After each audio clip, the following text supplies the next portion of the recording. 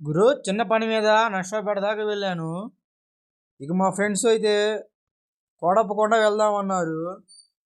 మేమందరం కలిసి కోడపకొండకి అయితే వెళ్తున్నాం మావా. బైక్ మీద అయితే స్టార్ట్ అయ్యామన్నమాట కొండపైకి. ఇక కొండ వ్యూ అయితే చాలా బాగుంది మావా. ఇక ఈ లోపు అయితే కొండపైకి అయితే రీచ్ అయినాము. ఇక నేనైతే దర్శనానికి అయితే బయలుదేరుతున్నాను మావా. కొబ్బరికాయ ఒకటి తీసుకున్నాను, కాస్ట్ వచ్చేసి 50 రూపాయలు అంట మావా. ఇక దర్శనానికి అయితే బయలుదేరాను. ఇక మెట్లెక్కి గుళ్ళోకి అయితే పోవాలన్నమాట.